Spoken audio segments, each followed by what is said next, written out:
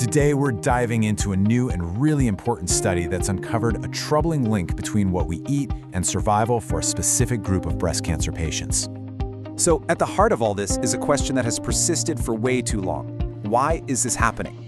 For years, scientists have been trying to understand why Black women have the highest breast cancer mortality rate in the US. And this new research, well, it shines a bright light on a potential factor that we might actually be able to change. And the headline finding from this study is, honestly, it's staggering.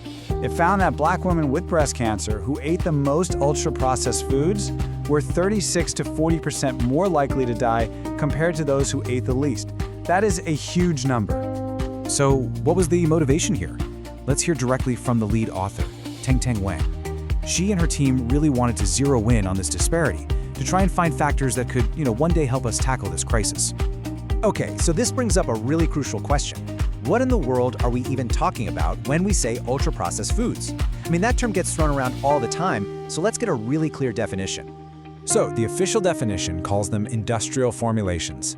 Basically, think of foods that are packed with additives, preservatives, and ingredients that you probably wouldn't find in your own kitchen. They're literally designed to last forever on a shelf and be incredibly tasty.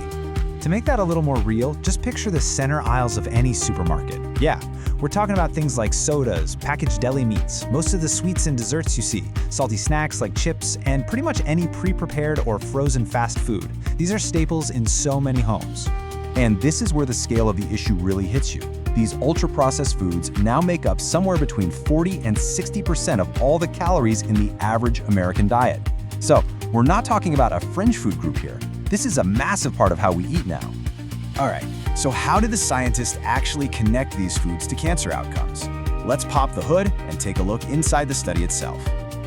And let me tell you, this was no small potatoes project. They followed nearly 2,000 Black women who had been diagnosed with breast cancer.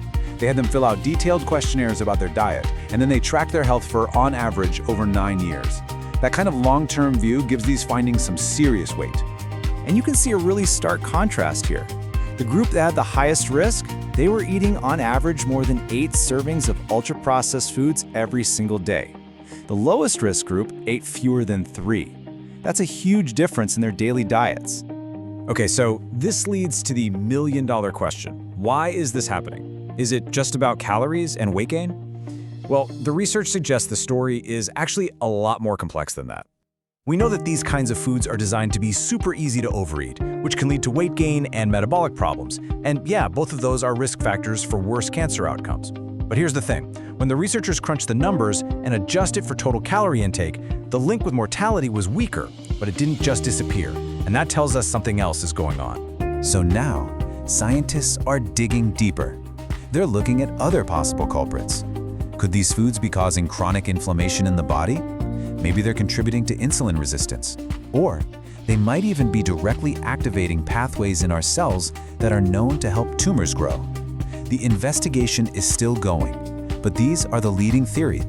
I know, this all sounds really complex, but the study actually boils everything down to a very clear and, I think, empowering takeaway. So let's talk about the practical advice that came out of all this research. So, you might be thinking, okay, if these foods are half of what I eat, where do I even begin, right? It can feel completely overwhelming. But guess what? The researchers anticipated that exact question. In their analysis, they didn't just look at ultra-processed foods as one giant single category. They broke them down into smaller groups to see if one was doing more harm than the others. And they found one. And the number one contributor was processed meats. This subgroup was the leading culprit, which actually lines up perfectly with a lot of previous research that has linked processed meat consumption to cancer risk.